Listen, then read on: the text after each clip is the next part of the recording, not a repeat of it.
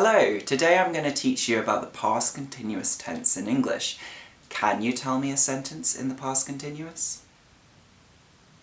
How do we form the past continuous? When do we use it? And importantly, when do we not use it? I'm going to answer all of these questions in this video today. But if you're thinking, past continuous? I'm still working out the past simple.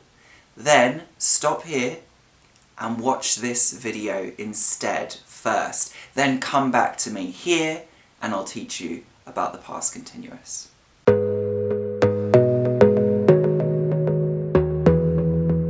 So let's not waste any more time. Thanks for joining me today. Let's get started.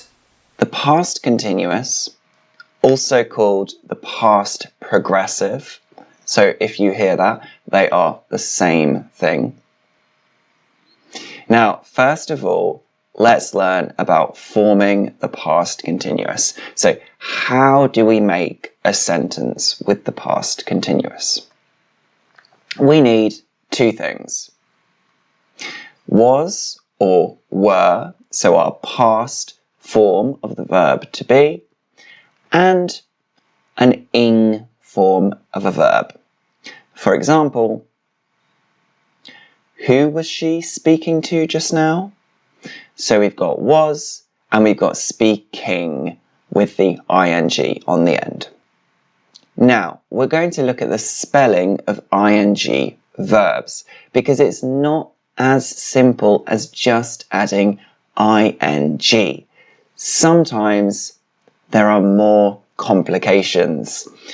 If you're interested, then watch this part, but if you just want to know how to use the past continuous, then skip to the next part.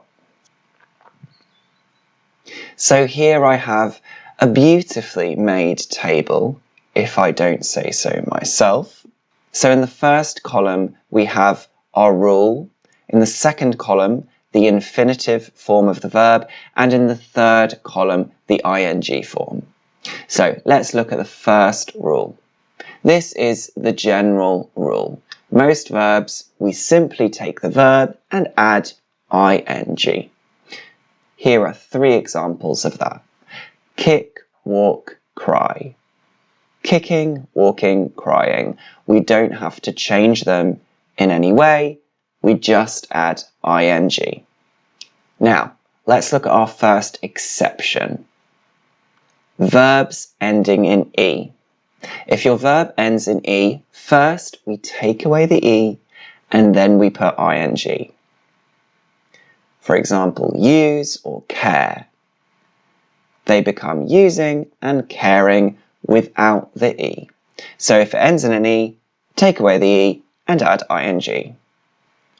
The next rule.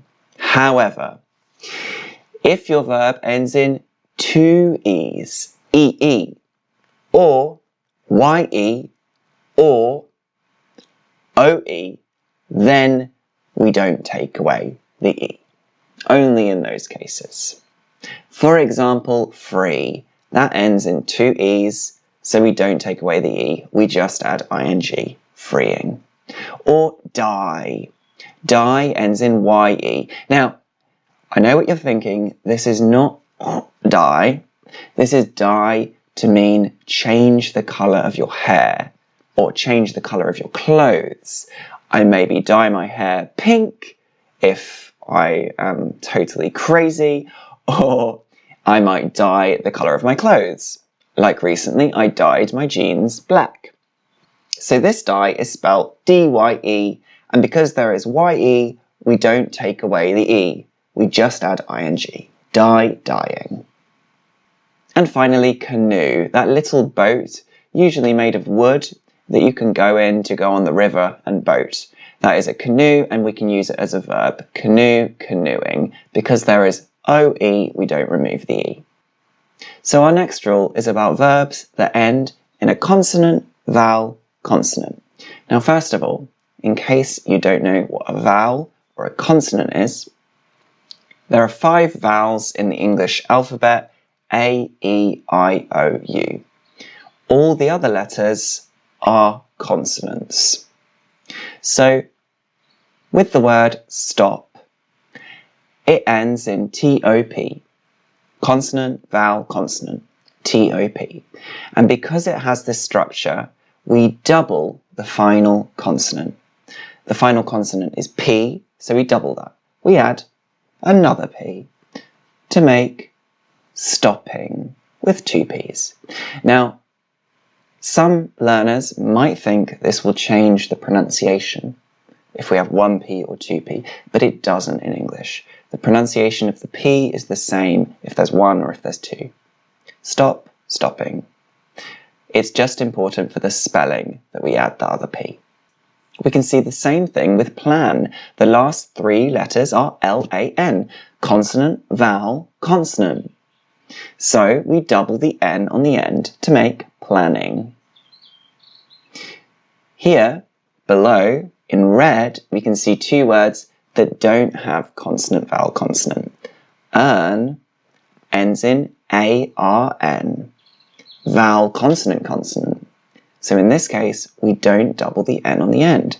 Earn plus ing. Or remain, A-I-N, vowel, vowel, consonant. So we don't double the N on the end. So we'll only double it if we have that consonant, vowel, consonant on the end. The next rule is about verbs ending in X, Y, or W. Any verbs ending in these letters, we don't double the consonant. We just add ing. Nice and simple. Fix ends in X, so ing. Fixing. Blow, play, blowing, playing. So if they end in X, Y, or W, easy. Relax, just add an ing. The next one is about verbs stressed on the last syllable. So stressed means that we say the sound louder. For example, in the word apple. Apple.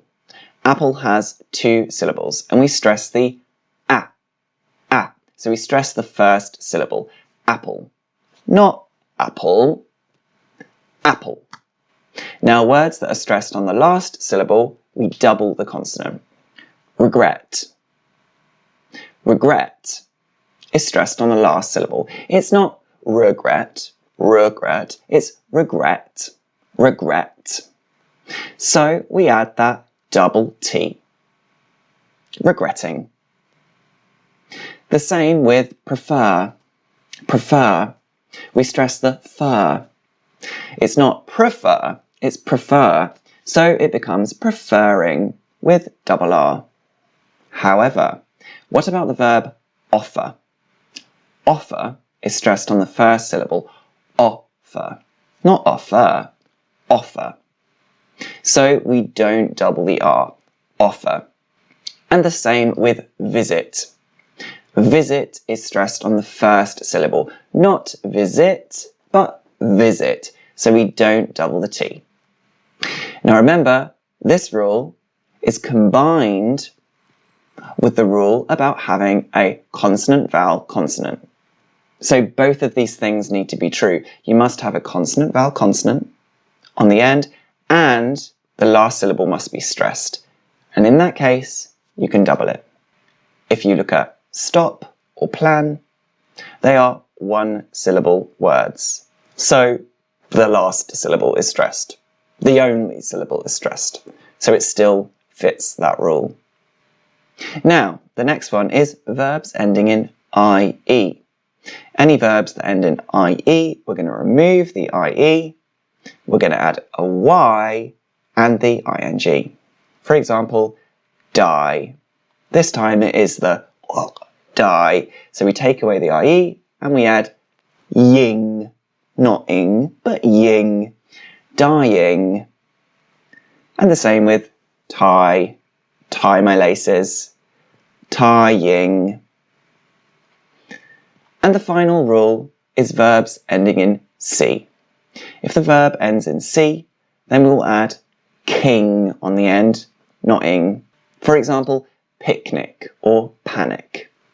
Picnicking, panicking. Now, I just want to point out one more thing. In British English, if a verb ends in a vowel and an L, then when we turn it into an ing, we double the L. Travel, travelling, so it has a double L. Cancel, cancelling, so it has a double L. So this is common in British English, but in American English, they usually keep it as a single L. Now, well done for still being here, because I know some of the rules here are a little bit complicated, but I knew that you guys would be able to handle it. So let's move on to the next part about the past continuous.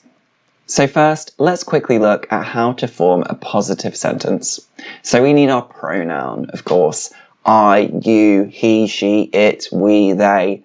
Or of course it could be a person's name, like Rob or Tom, or it could be a noun, the man, the woman, the box. Then we have to add our was or were. So I, he, she and it will be combined with was, and you, we and they will be combined with were. And then of course our ing verb, whatever that is. And then we can finish the sentence. I was running in the park. He was playing a game. You were dyeing your hair. We were talking to my friend. They were cleaning the bathroom. Now let's quickly look at negative sentences. So we do basically the same thing, but we have to introduce the word not. I was not running in the park. Or it's more common to combine was and not and make wasn't. I wasn't running in the park. She wasn't playing a game. You were not dyeing your hair. Or, more commonly, you weren't dyeing your hair. We weren't talking to my friend. They weren't cleaning the bathroom. Now let's have a look at questions. To form the question, we make it like the positive sentence, but we just put the was or the were at the beginning of the sentence. Was I running in the park? Was he playing a game? Were you dyeing your hair? Were we talking to my friend? Were they cleaning the bathroom? Now, of course, we can also make a different question by adding a question word, like, what was he playing? Who were you talking to? Why were they cleaning the bathroom? Now, let's have a very quick look at the pronunciation of the ing sound. So this is the symbol for the sound. Ing, ing, ing. So we start off with the I sound, like in hit and lip. So usually the I on its own in English makes that I sound. Then we have the sound. Now it's a very strange sound, and the important parts of it are our tongue is touching the roof of our mouth for a moment at the back, right at the back, and then the sound is voiced, so our voice box vibrates a little, and then the sound comes through our nose, so it's a nasal sound. Our nose is very important in it. So let's try. I'm going to move closer to the camera so you can see my mouth. Now on its own, the sound sounds a little weird, but when we combine it with the I sound, it starts to sound like something. Ing, ing. Try and say these words. Swimming, taking, doing. Good job. Now, the most important part of this lesson, and probably the main reason why you came. When do we use the past continuous tense? That's a great question. Now, we use the past continuous tense when we say that something was in progress at a certain time in the past. So at that moment in the past, something was happening. For example, what were you doing at 6 p.m. yesterday evening? So at that point in time, 6 p.m., What were you doing around that time? Here's a timeline. The blue line is time, and then here we can see now, the present moment, and then everything before that is in the past. So that red line is in the past. 6 p.m. yesterday is just one single moment in time, but that red line goes around that moment in time. So what were you doing around that moment? Maybe you say, I was reading a book, or I was watching TV, or I was talking with my friend. Whatever it was something that happened around that time. Here's another example. When I went outside, it was snowing, and the birds were singing. So this is the same. The moment in time in the past was I went outside. That was a single moment. And around that moment, things were happening. It was snowing, the birds were singing. Now the past continuous is often combined with the past simple in sentences. The past simple shows one moment in time, often interrupting this continuous action which we describe with the past continuous. For example, they were talking when a customer stole a watch. So here red is the past continuous, and this is the action that was in progress and happening. And the green is the past simple, and this is something that happened just in a moment. So they were talking when a customer stole a watch. Or, for example, we were watching TV when we heard a noise. So the continuous action is watching TV, and then suddenly they heard a noise. So that's a single action which interrupts this continuous action. Now here are two photos, and I want you to create your own sentence with a past continuous action and an interrupting past simple event or action. So the first one, we could use the past continuous. So this will be our continuous long event in the background. And then our past simple event, the thing that happens at one moment and interrupts that continuous event. You could use the verbs eat and ring. I'll give you 5 seconds to think of a sentence.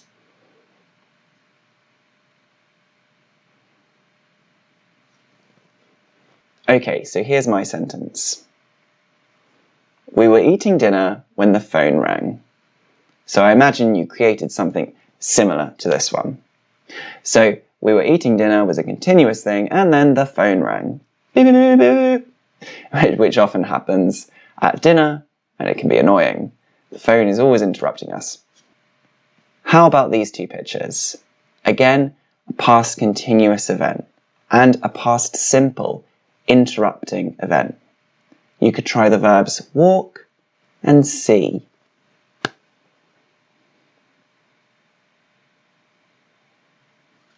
So, my sentence was, we were walking along when we saw a cute dog. I imagine you created something similar, or maybe you were more inventive than me. I would love to hear your sentences. You can always write them in the comments. So again, we were walking, and this was a continuous thing, and then, boom, we saw a cute dog, a single event. Now, we've talked a little about when we use the past continuous, but it's also really helpful and important to think about when we don't use it. So, we can use the past continuous to talk about repeated events. However, it doesn't work if you say the specific number of events. For example, I rang the doorbell 10 times. So here this is a perfectly good sentence, and this is in the past simple. But I can't use the past continuous to make this sentence. I can't say, I was ringing the doorbell 10 times, because 10 times is a specific number. And when we say something so specific, like a number, how many times we did something, it just sounds weird in the past continuous. However, if you remove the 10 times, you can use the past continuous. I was ringing the doorbell for ages. So here we've not defined it as individual single events in a very specific way. We've been a little bit more general, just for ages, and here it's possible to use the past continuous. Here's another example. I practiced the song at least 20 times. So here, past simple, it works beautifully, but the past continuous would not work because we've said 20 times. We could say, I was practicing the song all night. So again, all night is fine because that's a nice general amount of time. Now another time we don't use the past continuous is with state verbs. State verbs are verbs that cannot be used in the continuous form because continuous means that it's describing an action, but a state is something that cannot be an action. These are some common examples of state verbs, though there are quite a lot. Believe, like, know, feel, agree, seem, remember, want, wish, think. Though here, bear in mind that think is the version to have an opinion. I think it's nice. That's a state verb. He said he thought the door was locked. So here, I must use the past simple. Think cannot be used with the past continuous in this context. Now we can use think with the past continuous if it's an action verb. Think can be both. So if we're talking about think as an action, then we can, like, he was thinking about a holiday somewhere far away. Here, thinking is an action. It's not an opinion. Like, he thought the door was locked, or he thought the film was good. Those are opinions, not actions. Another example of a state verb. I knew she was lying. So again, here is a state. The fact that you know something is a state, it's not an action. So we can't use past continuous. He liked my outfit. Again, to like something is like an opinion, it's a state. It's not something that's an action that we do. Now, for those really advanced learners, I'm going to give you some special uses of the past continuous tense. These are ones that teachers won't often teach you, but they'll make you sound like a real natural English speaker. We use the past continuous with always or continually to show that we're annoyed or angry about something that someone always used to do that annoyed us. She was always borrowing my things. So this is a way to say she always used to borrow my things. But it's very commonly used to express that we're annoyed about this. So always or continually can be used with the past continuous to show we're annoyed about something that someone used to do. The car was continually breaking down. Breaking down is when a car stops working. The car was continually breaking down. So it kept doing that in the past and it really annoyed me. They were always playing loud music. Oh. So if you want to complain about someone or something, this is a great way to do it in a more natural English. Another special use of the past continuous. Well, as the past continuous often describes background events, things that are happening in the background when something perhaps more important happens in the past simple, we can sometimes use the past continuous to make something seem less important. For example, compare these two sentences. I interviewed Britney Spears the other day. What? You interviewed Britney Spears? That's incredible! How did that happen? But I can make it seem less important. I was interviewing Britney Spears the other day. Here, by using the past continuous, I make it sound less important. So if I want to make something sound less important, you can use the past continuous. Clever. One other final, really clever use of the past continuous, which I really like, and is very British, is you can use the past continuous to make sentences and requests seem more polite because they sound more gentle. They're in the past, and you're not demanding something from someone now. You're telling them about what you were thinking or what you were feeling before. And on this occasion, we can use state verbs, which is a little crazy. For example, I was hoping you might accompany me on Monday. So the other way to say this is just in the present. I hope you might accompany me on Monday. But it's a little bit more demanding because you're telling someone about what you feel now. But with the past continuous, you're telling someone about how you felt in the past.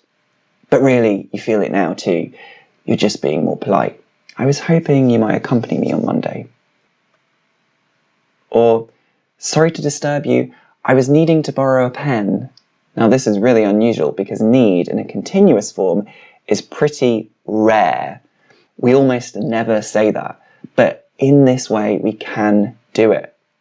I was needing to borrow a pen, and it's really common in British English that you'll hear a similar sentence. And it's just a very polite way to say that before I interrupted you, I was needing to borrow a pen. I still need to borrow a pen, but please can I borrow one?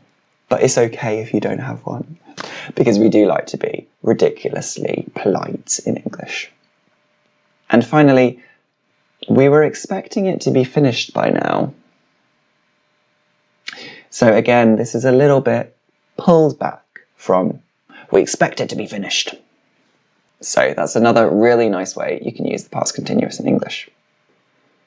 Okay, it's quiz time, so well done for making it here. Now it's time to practice what you've learned. So here's a sentence. Can you complete the sentence with the past continuous? The picture should help.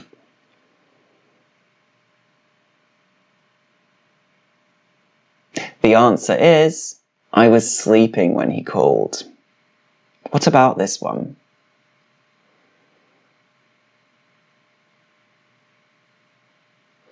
They were running in the park when they were attacked.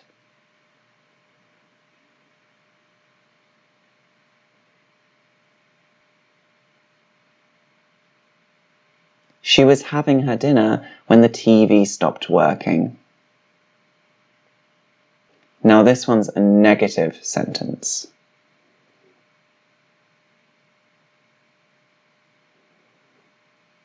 He wasn't doing anything when I arrived. He wasn't doing anything when I arrived. That one was quite hard.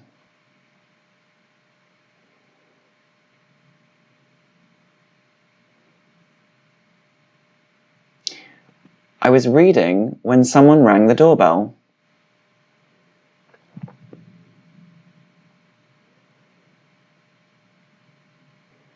He was climbing the mountain when it started to rain. This one's a negative too.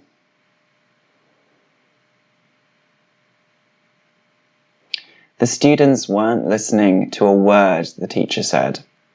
And the final one?